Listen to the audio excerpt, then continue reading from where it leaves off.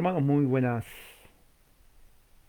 noches. Un saludo a todos los que estamos presentes. Si me pueden decir si me pueden escuchar bien. Tengo las 7 de la noche aquí con 2 minutos y bueno, eh, hoy día no estuvo programado, pero lo programé yo a último momento. Tiene que ver con el estudio de, ah, vamos a ver, referente a la confesión de fe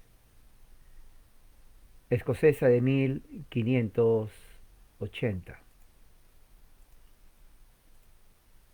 Confesión de Fe de 1580 y el- este mes, semana de la Reforma,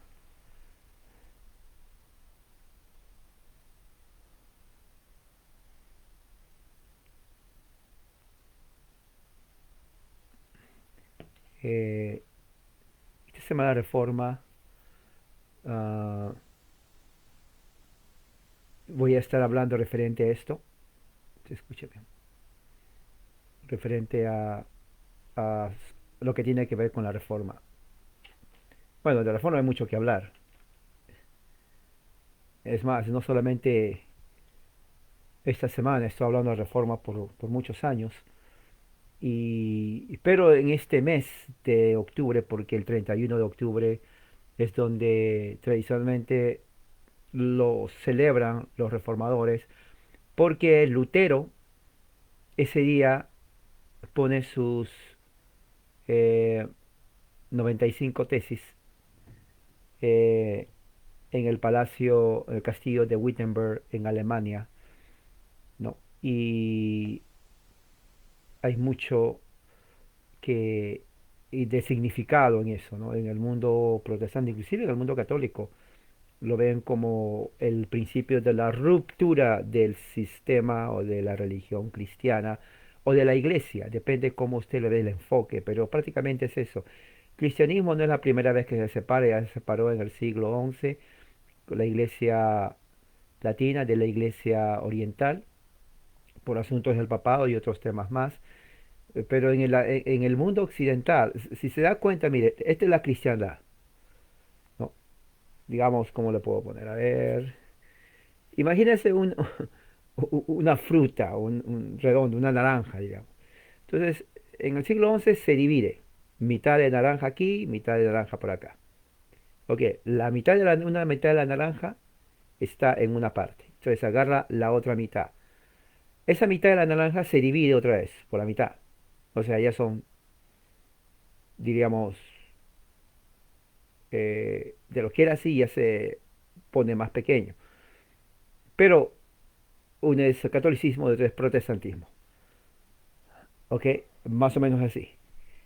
Ahora, protestantismo a través de los últimos 5 siglos ha ido dividiéndose también. O sea, se quedó el catolicismo, una cuarta parte, pero el protestantismo se fue fragmentando en pequeñas partes. Y tanto es así que dio lugar a otras sectas.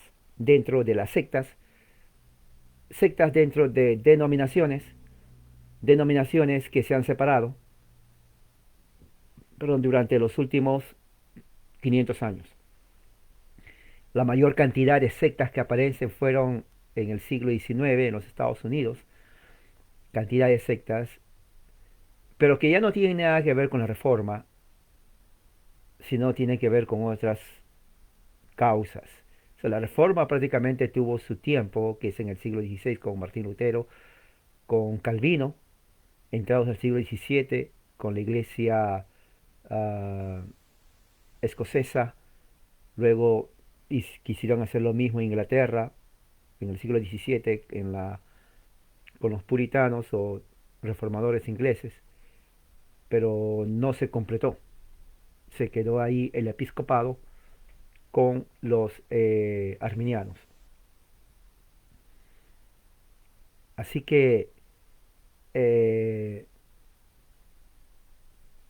llegamos al 2020 y la pregunta es, ¿sigue la reforma? ¿Es necesaria la reforma? Son preguntas que usted se tiene que preguntar. No vaya solamente por lo que dice en Facebook o el vecino de al lado, no. Usted tiene que preguntarse, ¿qué soy yo? Usted dice, bueno, soy cristiano. Mormón se llama cristiano, testigo de Jehová se llama cristiano, adventista se llama cristiano, muchos se llaman cristianos. Pero ¿qué es usted realmente? ¿Qué clase de cristiano es? Evangélicos dicen que los católicos no son cristianos. Y eso que evangelicalismo tiene menos de 100 años en Estados Unidos. Y se dan el lujo de decir que otros no son cristianos. Menos de 100 años tiene. Debería decir al contrario, no, los evangélicos no son cristianos porque antes del evangelicalismo siempre hubo cristianos. Siempre hubo cristianos. Los reformadores nunca dijeron que a partir de ellos hay cristianos, ni a partir de ellos empieza la iglesia, nunca dijeron ellos.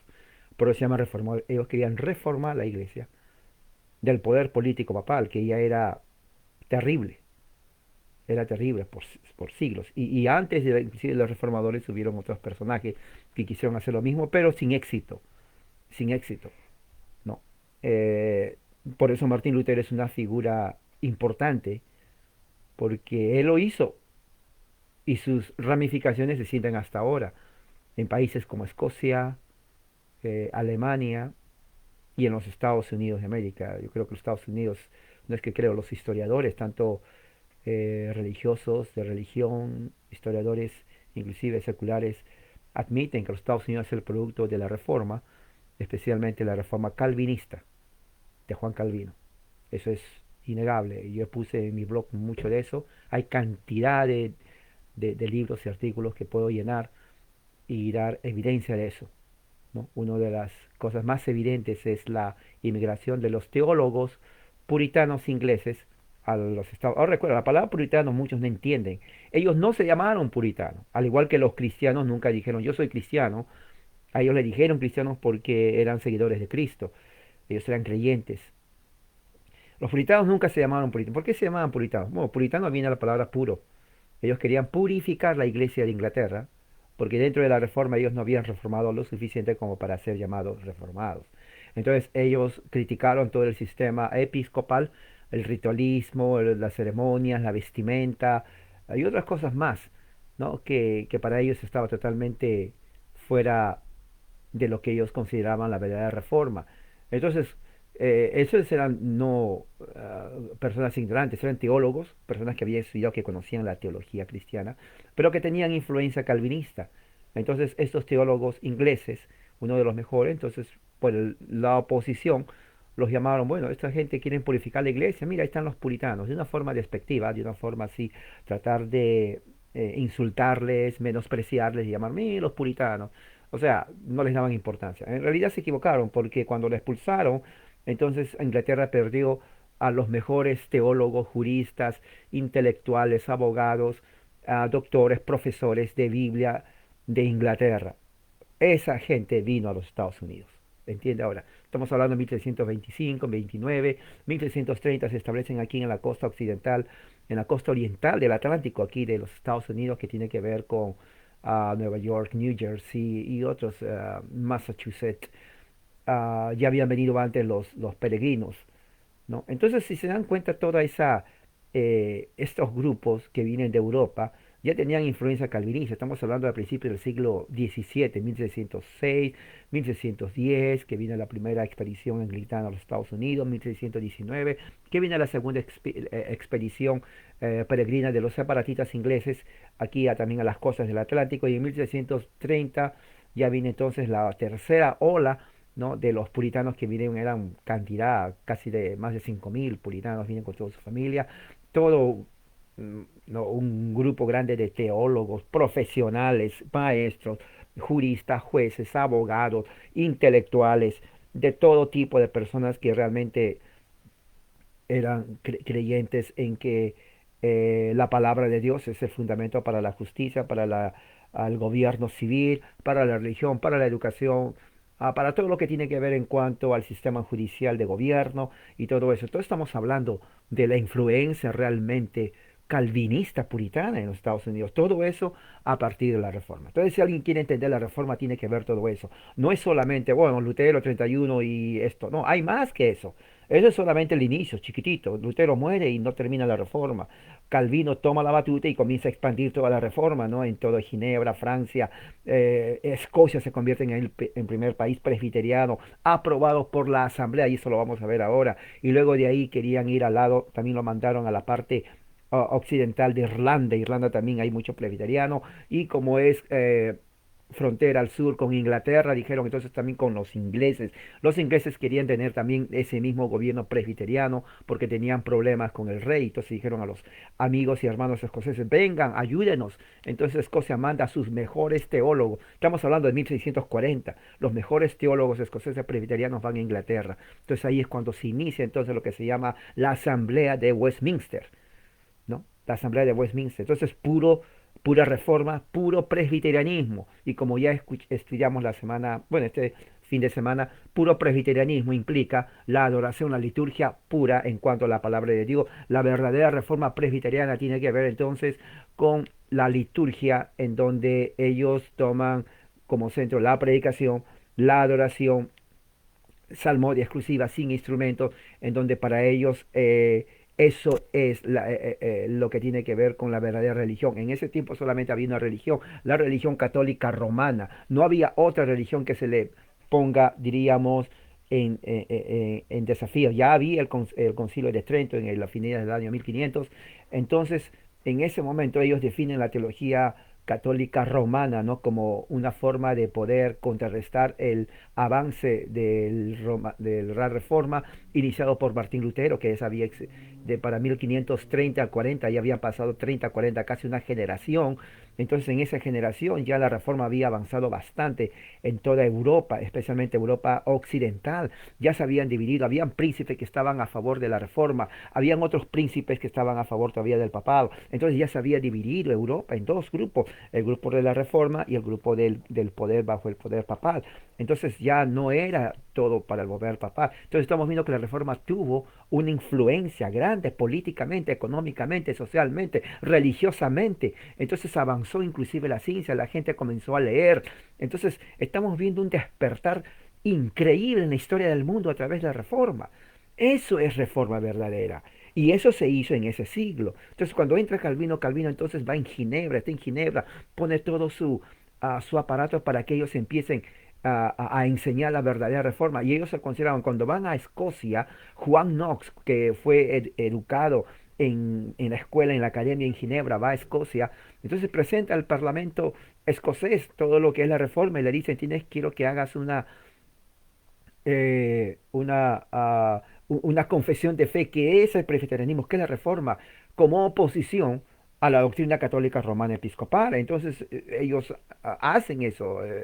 Se reúnen 6 teólogos, cada uno se llamaba igual, Juan, o en inglés John Knox, y los otros también tenían el mismo nombre, John, y comienzan a redactar la primera confesión escocesa de fe, que es prácticamente presbiteriana, 1560. Okay, entonces Escocia establece y aprueba por el Parlamento, ¿no? Que la religión oficial verdadera, escucha, por eso se llama verdadera, es el presbiterianismo. No había evangelicalismo, recuerda, el evangelicalismo nace en Estados Unidos en 1940. O sea que nada que ver con evangélico. Pentecostales no había, no existía, ni se conocía eso. Nace también en Estados Unidos, aquí a unas 30 kilómetros de donde yo vivo, 1906, 1910. O sea que nada que ver con esas sectas evangélicas ni pentecostales. Por eso que ellos no son hijos de la reforma. Ellos son hijos de Estados Unidos. Okay, si hay un evangélico que me está mirando, le voy a decir, mira amigo evangélico, amiga evangélica. Su religión, usted, su fe, no es de la reforma, es de aquí, de Estados Unidos, de California. Aquí se nace todo esto. Si usted es pentecostal, aquí, 1910, aquí en Los Ángeles, California, los Estados Unidos. No tiene nada que ver con reforma, no tiene nada que ver con protestantismo. El evangelicalismo también nace, no protestan, no tiene nada que ver con la reforma. Ahora, las doctrinas, uno dice, sí, pero la doctrina, sí, pero recuerde, el evangelicalismo es que es un mercado abierto, siempre digo así. ¿Qué es un mercado? Usted entra, mira, agarra algo, oh, esto sí, no me gusta, lo pone para atrás. Nadie le obliga a comprar lo que no quiere. Así es el evangelicalismo. Nadie le obliga a quedarse donde no quiere. Cada uno va a una congregación, pastor dice esto, el otro dice lo otro, el otro dice diferente, diferente, diferente, todos dicen diferente y usted se queda donde más le gusta, se aburre en 3 meses, se va, cambia de esquina, se va a la otra, se aburre porque no le gustó, vuelve a la otra y si no está la otra, va a la otra y así es. Es como cambiarse de camisa si es que tiene cada día. Es lo mismo. Entonces no tiene nada que ver con reforma. Entonces, así es. Pero cuando se habla de reforma propiamente dicha histórica, estamos hablando entonces del presbiterianismo, porque eso es, no había otro. A ver, dígame, ¿qué había? No había en ese tiempo, 1560, no había otro grupo. Aparte de los luteranos que estaban en la parte de Alemania, el presbiterianismo se define realmente con Calvino. Y es la verdad, no hay, no hay, no hay otro grupo. Los anabautistas nacen en Alemania, más o menos 1530 por ahí, pero ellos no son reformados. Ese es un grupo radical en oposición al catolicismo y en oposición a los reformados. Entonces, no es, si bien es cierto, es un movimiento que independiente anabautista, pero no son reformados. Ellos estaban, diríamos, saliéndose, diríamos, sí protestaban, es cierto, pero no era la protesta, en realidad eran grupos que estaban haciendo su propia liturgia. ¿Ok? Y cuando digo movimiento, es que una cabeza, habían líderes, ¿cierto? Pero al ser independientes, cada uno hacía lo que en ese momento se le venía a la cabeza, entendían la Biblia de una forma diferente, le leían, la teología era diferente, entonces también evoluciona en parte de Alemania. Pero grupos que ya estaban formándose, que tenían un eh, diríamos, influencia, como en Ginebra, como en Escocia, en Irlanda, en Inglaterra, era el presbiterianismo. Así, y ellos lo decían, y lo vamos a leer en un momento, la verdadera religión. Ahora, voy a leer para ustedes, ¿no? Haciendo todo este momento, este tiempo. Estamos en el siglo XVI en este momento. ¿Ok? Vayamos todos, cierren sus ojos, ábranlo ahora. Estamos por arte de magia, de una forma milagrosa. En este momento estamos en el siglo XVI. ¿No? Imagínense ahí, vestimenta del siglo XVI, ¿no? Eh, el ambiente del siglo XVI, no había internet, no había nada de esto. Había mucho tumulto religioso, mucha superstición religiosa, mucha superstición religiosa, en todas partes había mucha superstición religiosa, producto del catolicismo. No había otra religión que tenga rivalidad con el catolicismo, excepto ya los grupos luteranos que estaban en Escocia. Habían pasado 40 años ya. Ahora empieza, ¿no? Ahora empieza ya la reforma calvinista, ¿no? Presbiteriana en Escocia. Estamos hablando de 1560, ya a fines del siglo XVI. Eso tiene que saber usted, ¿no? Todavía nadie fue a la parte norte de las Américas. Ya estaban, los españoles ya habían entrado con el catolicismo en México, ¿no? La parte de Yucatán, toda la parte del Caribe, ¿no? La parte de Sudamérica, norte de Sudamérica, centro de Sudamérica, sur de Sudamérica, ya habían entrado, porque estamos hablando de 1580. Ellos ya antes, en 1492, con los viajes de Cristóbal Colón y otros, ya habían entrado a la parte de México, Centro y Sudamérica. Entonces ya estaba establecido el catolicismo, ¿no? Todo el sistema papal, los virreinatos, ¿no? O sea, ya Latinoamérica ahí empieza a enraizarse el catolicismo romano. Prácticamente ellos son nuestros antecesores, porque de ahí venimos nosotros. Entonces, la cultura mexicana, la cultura centroamericana, la cultura sudamericana de ese entonces ya el catolicismo se enraiza ahí, entra, pone raíces, ahí se quedó, ¿no? Entonces, nuestra idiosincrasia, nuestro lenguaje es español. Nuestra creencia es español. Nuestra ética es español católico romano. De ahí nacen nuestros tatarabuelos, bisabuelos, tatarabuelos, bisabuelos, abuelos y todo lo demás. De ahí viene todo eso. Nuestras costumbres es española católica romana. No lo podemos negar. Así es. Eso es lo que transformó nuestro continente. Es un continente realmente hasta cierto punto religioso, pero fíjense cómo estamos, mediocres, porque hay todavía subdesarrollo. Entonces, esa cultura nosotros no lo elegimos. Pero esa cultura por siglos viene de España católica romana. Y así es. En un sentido, todos estamos unidos por una misma religión. En un sentido, estamos todos reunidos por un mismo lenguaje, nos entendemos. Claro, cada parte tiene su regionalismo o su idioma, ¿no? Su léxico, palabras que tal vez para un lugar significa diferente, en otras partes no se habla, costumbres, comidas, hábitos, forma de mirar la vida, pero en lo básico, en lo esencial, es una raíz que une a todos, a mexicanos, centroamericanos y sudamericanos, ¿no? Lo básico, sin entrar a las diferencias.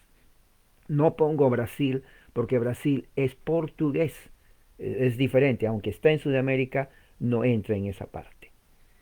Entonces, vamos a ver, ¿no? Voy a leer lo que tiene que ver con la confesión. Entonces, haciendo un poco de historia, ya eh, estamos a fines del siglo eh,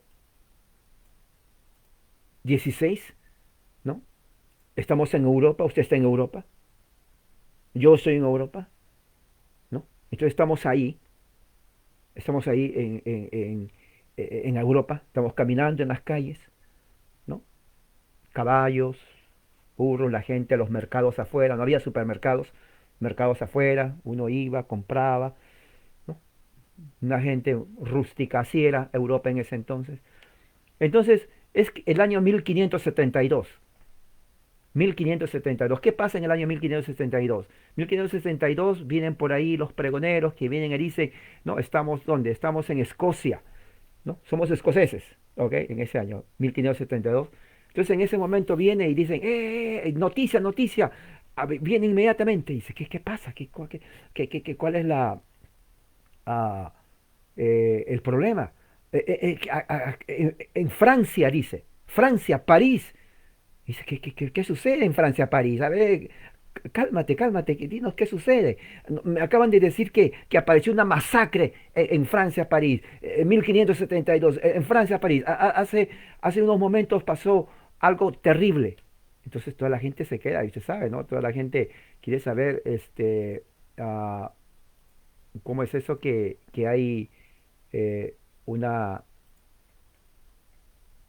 una masacre en,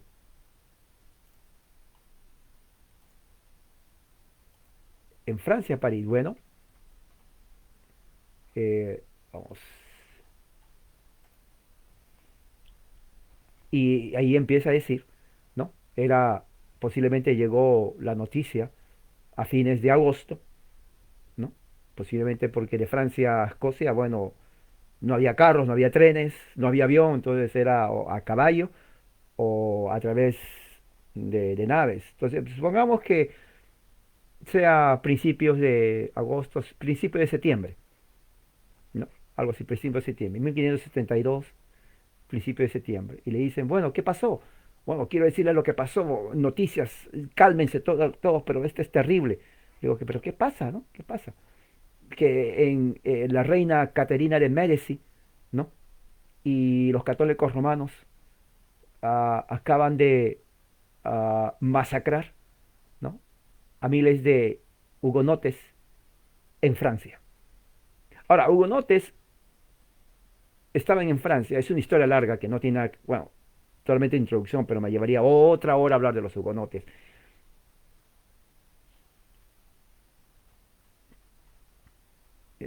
24 de agosto de 1572.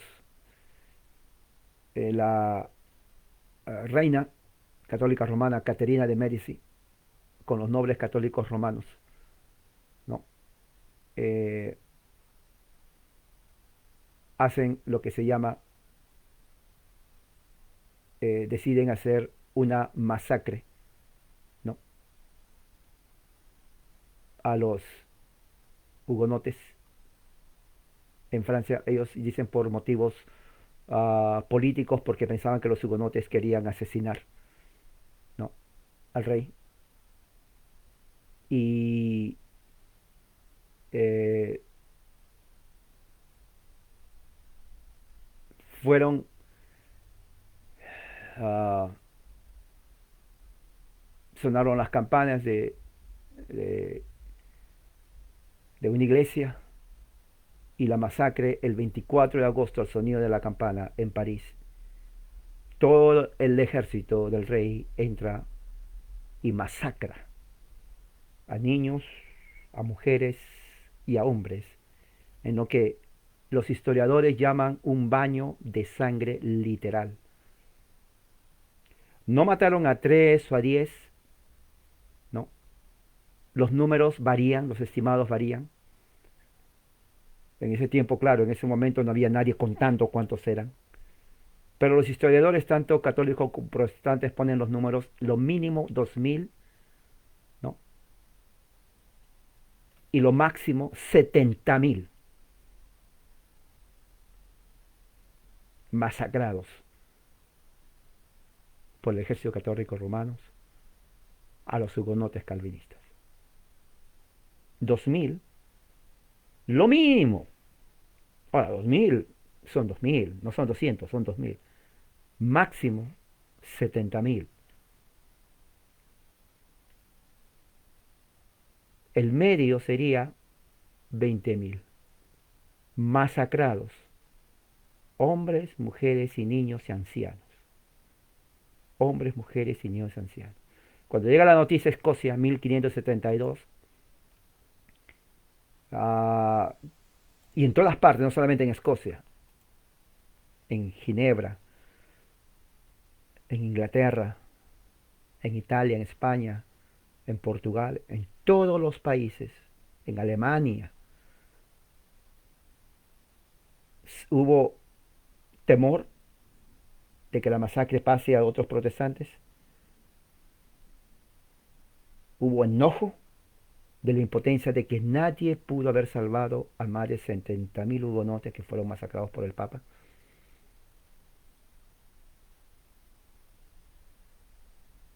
Y así, ese temor llenó los corazones de la mayoría de protestantes en Europa.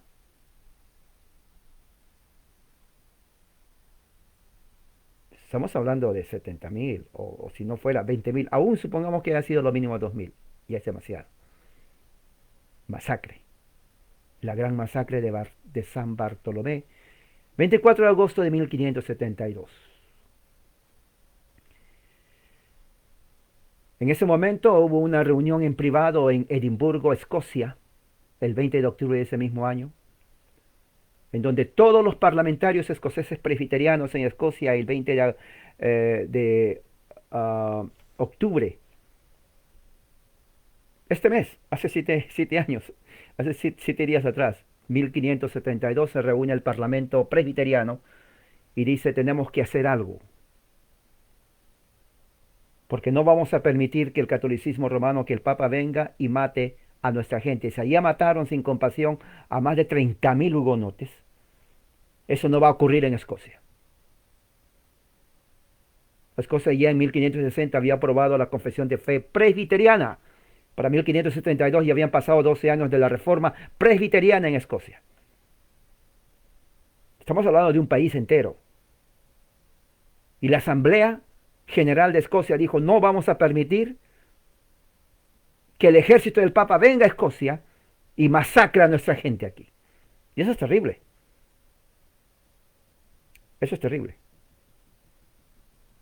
Porque ya se estaban preparando para una guerra en caso que haya una invasión papal para masacrar a los presbiterianos en Escocia. Ahora, tiene que entender la historia usted. Tiene que leer. Por eso siempre digo, lea. Después de comer, lea. Y antes de comer, también lea. Educación, Dios nos dio un cerebro, se tiene que aprender. ¿Ok? Desafortunadamente, para el éxito de la convención, los señores habían sido convocados para reunirse el 22, hacer una incursión contra los ladrones fronterizos, ¿no? Porque para ellos se acercaba el fin. Una de las propuestas fue que se realizara una humillación pública o ayuno. Hicieron un ayuno, llamaron a un ayuno nacional en Escocia. Porque la masacre de San Bartolomé sacudió toda Europa. La masacre de San Bartolomé sacudió toda Europa. 24 de agosto de 1572. Sacudió. Papistas masacrando a protestantes, a gente inocente, gente que no era de guerra, gente que era de la reforma calvinista y que estaban viviendo su fe de acuerdo a los dictados de su conciencia. Entonces el pueblo escocés dijo, no vamos a permitir que venga, vamos a orar. Llamaron a una humillación pública en toda Escocia por 8 días de noviembre. Otros dijeron, bueno, el ayuno está bien, no hay problema con el ayuno. Pero estamos hablando de ejército. Podemos orar todo lo que queramos, pero el ejército va a venir. ¿Qué vamos a hacer? Otros dijeron, bueno, entonces ayunar, pero vamos a armar un grupo. Vamos a tener nuestro propio ejército también unidos. Vamos a estar unidos también para repeler cualquier ataque papista contra nuestra nación soberana presbiteriana de Escocia.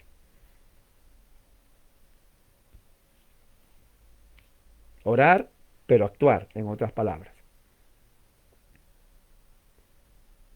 Hay pruebas que se demuestran que se realizó un ayuno en Edimburgo, Escocia.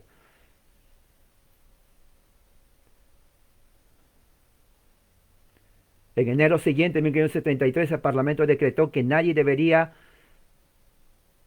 ser súbdito leal del rey si no hace una prueba de lealtad a la asamblea. Y si alguien se llama escocés y no es leal a la corona, entonces sería acusado de rebelde. Y no solamente de rebelde, habían 2 cosas principales. Tenía que jurar lealtad al parlamento, al rey, pero también a la verdadera religión. Recuerde, 1572 no había otra religión aparte del catolicismo, pero los reformadores nunca llamaron verdadera religión al catolicismo. Lo llamaron el anticristo. La única verdadera religión en ese momento fue la presbiteriana. Así que, amigo evangélico, no se enoje, porque el evangelicalismo nace en Estados Unidos, ni existió ahí. ¿Ok? Pentecostalismo nace en Estados Unidos. Su herencia de usted no tiene más de 100 años. Lo vuelvo a repetir, y lo tengo que repetir, porque yo quiero que usted no sea ignorante. Yo quiero que usted sepa que si usted es evangélico pentecostal, su religión es norteamericana. De aquí donde yo vivo. Menos de 100 años. ¿Ok? Eso que se quede claro. Escríbalo en su libro de notas. Claro, porque eso es el origen. Ese es el origen del evangelicalismo. Menos de 100 años en los Estados Unidos. En el tiempo de la Reforma no existía nada de evangelicalismo ni pentecostalismo. La única religión que se levantó a través de la Reforma para hacerle frente al catolicismo en ese momento, al papado, fue la iglesia presbiteriana.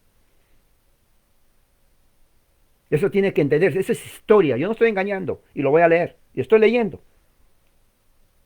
¿Ok? Verdad es verdad, hechos, hechos. Que no lo gusten, que no les aprueben, eso no es problema mío. Pero los hechos son hechos. Entonces tenían que profesar la lealtad a la verdadera religión, que es el presbiterianismo, y que aquellos que habían hecho profesión de fe y se han apartado de la obediencia a la majestad deberían de ser recibidos a su misericordia y favor hasta que de nuevo dieran confesión de su fe y que prometan continuar en la confesión de la nueva religión en el futuro y mantener la autoridad del rey y también que ellos. ¿Por qué tenía que decir autoridad del rey? Porque había pasado la masacre de San Bartolomé. Había miedo entre los protestantes que el papado iba a invadir Escocia o también aquellos lugares donde había el protestantismo y los masacre como los masacró a los hugonotes. Entonces, en la asamblea de Escocia no podía darse el lujo de esperar que vengan el papa con su ejército y los mate a todos. Entonces decían, no, tenemos nosotros que orar, sí, vamos a orar, pero tenemos que hacer también defendernos en contra del del ejército papal. Y para eso tenemos que asegurarnos que la gente con nosotros no sean traidores. Tiene que haber lealtad al rey, pero también lealtad a la religión verdadera, que es el presbiterianismo. No había otra opción. O son la vida de nosotros, o es la vida de ellos. Eso es, todo esto es efectos de la reforma. Eso es algo tal vez que usted no sabía, pero vuelvo a repetir. El ignorante muere por ignorante. Si usted quiere ser ignorante, es problema de usted, pero yo no. Y yo no quiero que sea ignorante.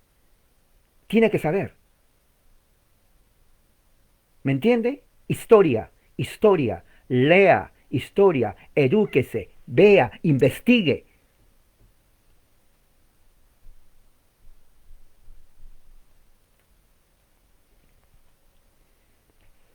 Todos los pactos anteriores que hicieron muchos pactos en Escocia, eclipsados en interés e importancia por el redactado por John Cray. John Cray lo redactó un pacto y lo llamó la Confesión del Rey. Muchos lo llaman la Segunda Confesión de Fe, 1580, o la Confesión Negativa. En él se denuncia y se renuncia a las corrupciones del papado. O sea, ya los escoceses presbiterianos estaban totalmente enojadísimos contra el papado. Enojados por todos los abusos y ahora con la masacre en San Bartolomé, en París, en ese día, contra los inocentes hugonotes, hombres, mujeres, niños, ancianos, masacrados. Hagan Google, después de esto, masacre San Bartolomé, y lea la historia. Lea la historia. Todo eso causó conmoción en Europa. Inclusive muchos católicos tenían asco de lo que vieron a sus vecinos siendo masacrados. ¿Se imagina usted 10.000 personas masacradas? Hombres, mujeres, niños y ancianos. Un río de sangre. ¿Se imagina usted? ¿Qué haría usted? Yo le pregunto a usted. Usted quiere celebrar la reforma sin ser reformado. No sé por qué lo celebra. La verdad. Pero eso tiene que ver con la reforma. La reforma no terminó con Martín Lutero. La reforma siguió con Juan Calvino. Tiene que entender eso. Repito. Y lo voy a repetir siempre. Tiene que entenderlo. Todavía no había venido nadie, ningún protestante a estas partes de la costa de las Américas. Estaba ya el catolicismo bien formado, anclado en México, Centro y Sudamérica. Ahí estaba metido la corona española con el catolicismo y los curas. Su tatarabuelo viene de ahí, el mío también.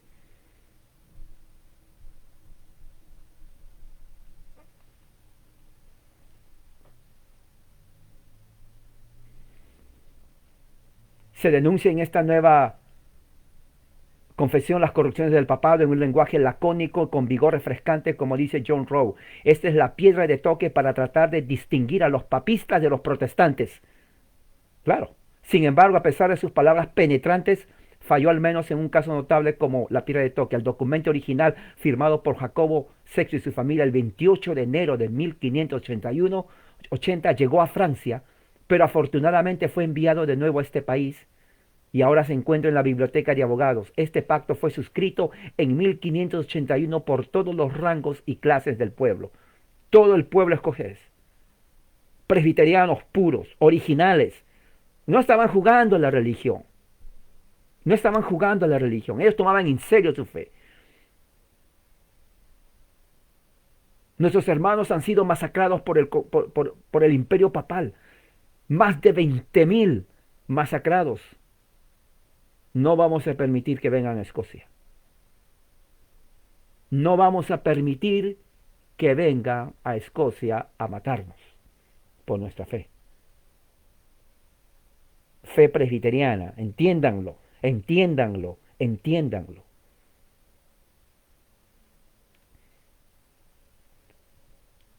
Debido a los grandes peligros que parecía acechar sobre la iglesia y el país por el papado, Se convocó una reunión especial en la Asamblea 22 General, Asamblea General, el 6 de febrero de 1587.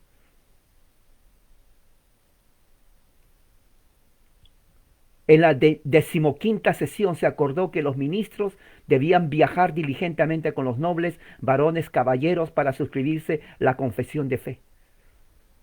O sea, iban a todos los pueblos de Escocia, a caballo, para que el pueblo firme y se comprometa a defender el país y a la verdadera religión. Tiene que entenderos usted, muchos que se llaman presbiterianos no saben ni por qué son presbiterianos. No, estoy hablando en serio. Si le enoja, no hay problema, puede salirse. No, de veras. Pero si quiere saber la verdad, y usted, voy a celebrar la reforma el 31, voy a escuchar a fulano, doctor, y lo que sea, de nada sirve si no sabe la verdad. No es cuestión de celebrar la reforma. Es cuestión de ver dónde estamos realmente, qué es mi fe. Esos 20.000 o 30.000 hugonotes que murieron masacrados por el papado eran hijos de la reforma. ¿Sabía usted eso? Eran calvinistas. ¿Sabía usted eso? Y fueron masacrados. Nunca celebraron 31 de octubre. Porque para ellos la reforma se vive, no se celebra. Porque para ellos la reforma se vive, no se celebra. Y lo vivieron hasta su muerte. Entonces, ¿qué pasa? De acuerdo a la resolución, la confesión negativa o la segunda confesión de fe fue nuevamente firmada por el rey y más de un centenar de personas, incluidos varios de los principales nobles, se firmó el 25 de febrero. Y aquí les voy a leer lo que dice la confesión en lo que resta del tiempo. Quiero que me escuchen bien. Lo voy a poner en mi blog también, porque es necesario que sepan.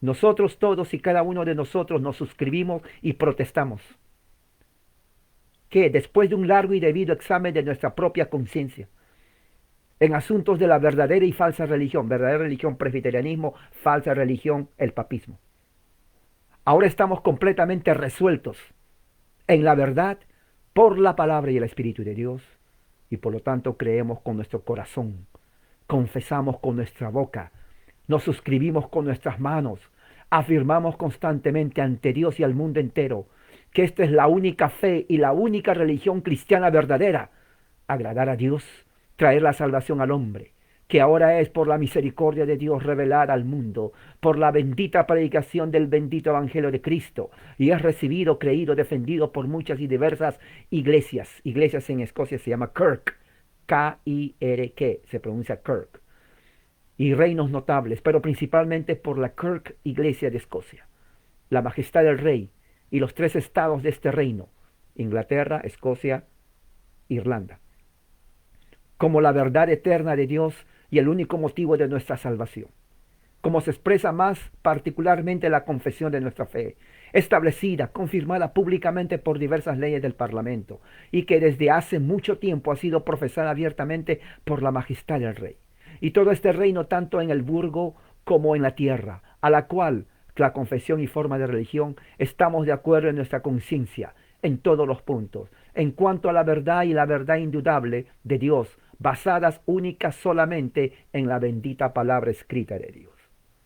Y por lo tanto, aborrecemos y detestamos toda religión y doctrina contraria a la verdadera religión, que es el presbiterianismo, pero principalmente todo tipo de religión papista, romanista, en general, y jefes particulares, aun cuando ahora están condenados y refutados por la bendita palabra de Dios y por la Iglesia de Escocia.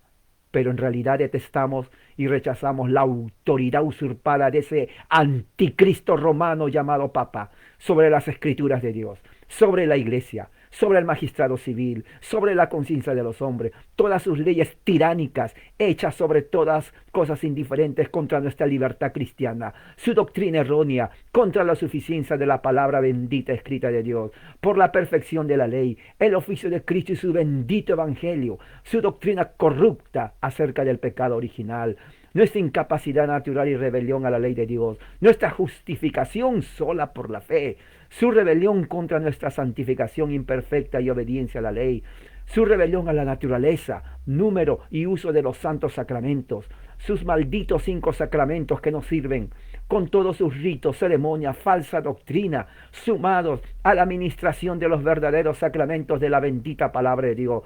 Un juicio cruel de ellos contra los niños pequeños que mueren sin el sacramento, su absoluta necesidad de bautismo, su opinión blasfema sobre la transustanciación, que creen que la presencia del cuerpo de Cristo se convierte realmente en la carne y sangre de Cristo, la recepción de la misma por parte de los impíos cuerpos de hombres, sus dispensaciones con juramentos solemnes falsos, sus perjurios, sus grades de matrimonio prohibidos, en la palabra, su crueldad contra los inocentes divorciados, su misa diabólica, satánica, su sacerdocio blasfemo, su sacrificio profano por los pecados de los muertos y los vivos, la canonización de hombres impíos, la invocación a ángeles o santos difuntos que ya están muertos, a la adoración a las imágenes y estatuas, a reliquias apestosas y cruces, dedicación de templos, altares, días festivos, sus votos a nombres de las criaturas en vez del Creador,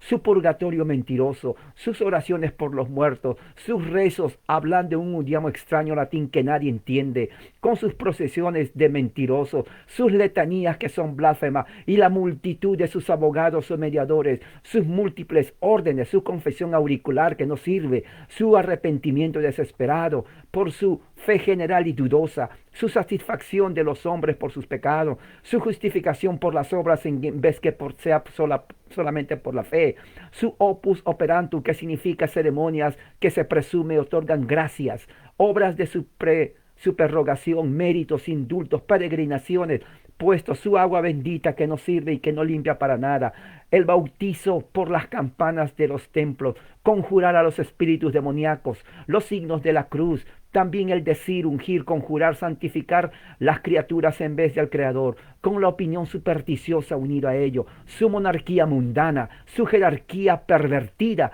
sus 3 votos solemnes de diversa índole, sus decretos erróneos, sangrientos hechos en el Concilio de Trento, con todos sus suscriptores o sangrientos hechos aprobados de esa banda cruel, sangrienta, demoníaca, conjurada contra la verdadera iglesia de Dios. Finalmente, detestamos sus vanas alegorías, sus ritos, sus signos, tradiciones introducidas a la iglesia en contra de la bendita palabra de Dios y la doctrina de esta verdadera iglesia reformada, la cual nos unimos voluntariamente en doctrina, fe, religión, disciplina, el uso de los santos sacramentos como miembros vivos del mismo cuerpo de Cristo, siendo Él la única cabeza de su iglesia. Prometimos y juramos por el bendito nombre del Señor nuestro Dios que continuaremos en la obediencia a la doctrina y disciplina de esta iglesia y también la defenderemos según nuestra vocación y poder todos los días de nuestra vida, bajo los preceptos contenidos en la ley y bajo el peligro del cuerpo y el alma en el día terrible del bendito juicio de Dios, y viendo que muchos son incitados por el mismo Satanás, por ese anticristo papal que está en Roma, prometemos, juramos, nos suscribimos y por un tiempo usar los santos sacramentos en la iglesia.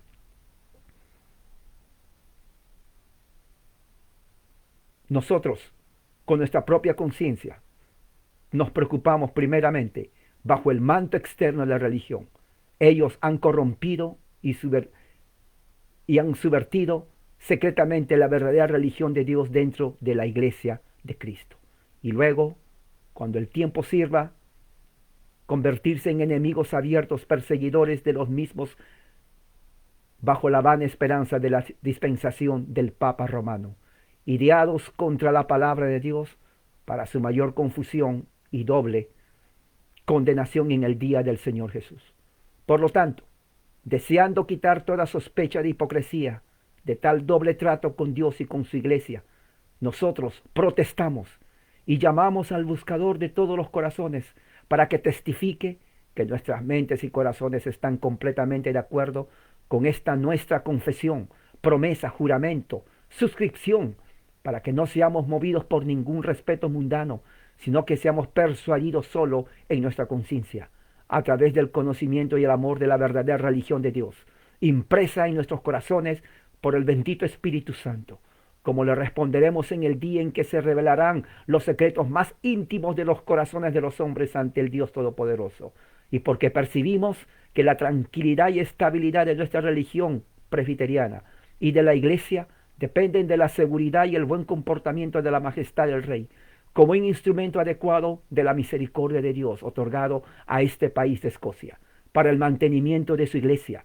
para el mantenimiento de su ministerio, para el mantenimiento de la justicia entre nosotros. Protestamos, prometemos de todo corazón, bajo el mismo juramento, manuscrito y mandato, que vamos a defender la persona del Rey y la autoridad. Lo vamos a defender con nuestros bienes, con nuestros cuerpos, con nuestras vidas. Vamos en la defensa de Cristo, vamos en la defensa de su Evangelio, vamos en la defensa de las libertades de nuestro país, vamos en la defensa de la administración de justicia y el castigo de la iniquidad, contra todos los enemigos dentro o fuera de este reino, ya que deseamos que nuestro Dios sea un defensor fuerte, lleno de misericordia para nosotros en el día de nuestra muerte y la venida de nuestro Señor Jesucristo, a quien con el Padre y el Espíritu Santo, sea honor, toda gloria, eternamente y para siempre.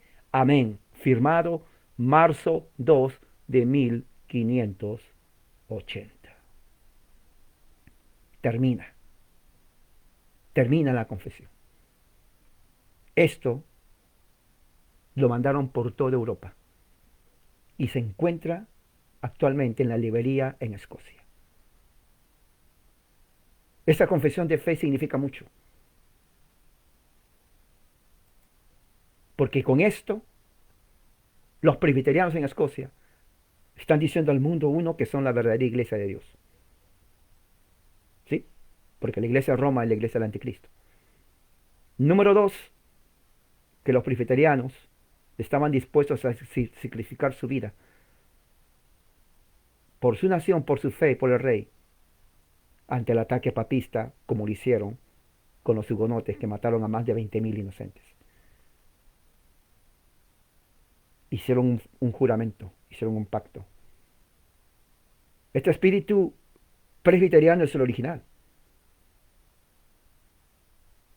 Y aquí están los abuelos de los presbiterianos que fueron a Westminster en 1643. En 1638 hacen otro pacto. Y luego de ahí se van a Westminster. El gran George Gillespie, Samuel Rutherford, también lo voy a mencionar en esta semana. Ellos son los hijos de estos presbiterianos valientes que entendieron que la religión verdadera, presbiterianismo, va de la mano con la libertad política y social de una nación. Interesante porque hoy en día, por ejemplo, está pasando lo mismo en mucha Latinoamérica. En ese tiempo no había comunismo, hoy hay comunismo. Marxismo, que está a cargo de puros ladrones y delincuentes. Sí, todo marxista es delincuente. Todo comunista, socialista es un criminal, un delincuente, un ladrón. Usurpador de las libertades civiles más básicas del ser humano. Esos presbiterianos de ese tiempo de Escocia, vivos aquí, le hacen guerra al comunismo.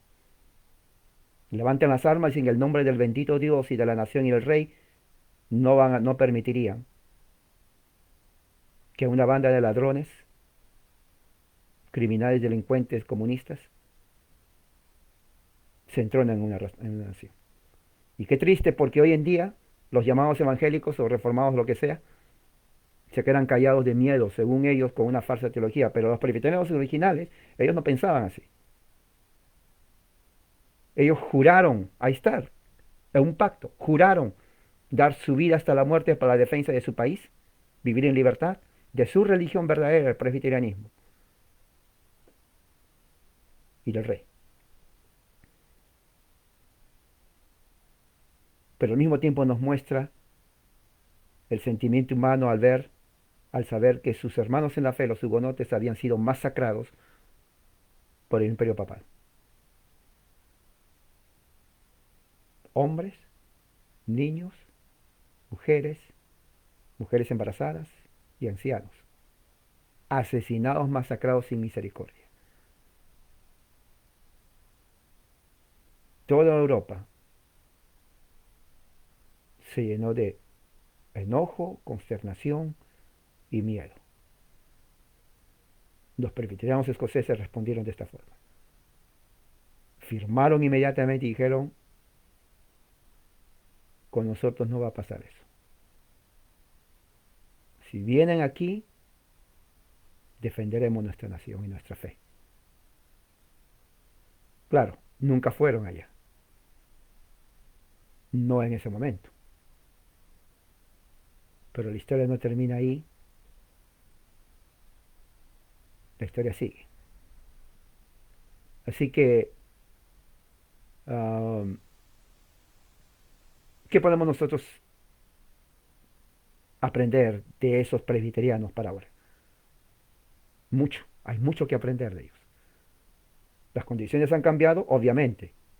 La política ha cambiado, obviamente. O sea, lo que es obvio, ni lo mencionen, porque es obvio, yo lo sé. Ni siquiera pongan ahí. Pero hay puntos principales que se puede obtener, y es su fe comprometida.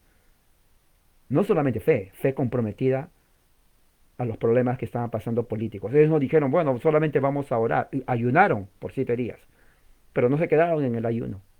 Ellos actuaron políticamente y estuvieron dispuestos a pelear por su fe, por su libertad política. Eso es libertad política. ¿Se dan cuenta? Hay tanto que aprender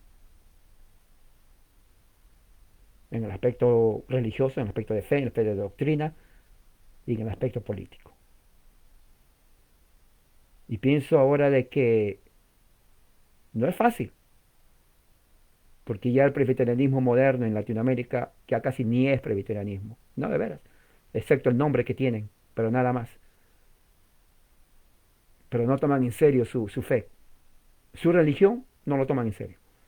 Es la triste realidad, es la verdad, es la verdad.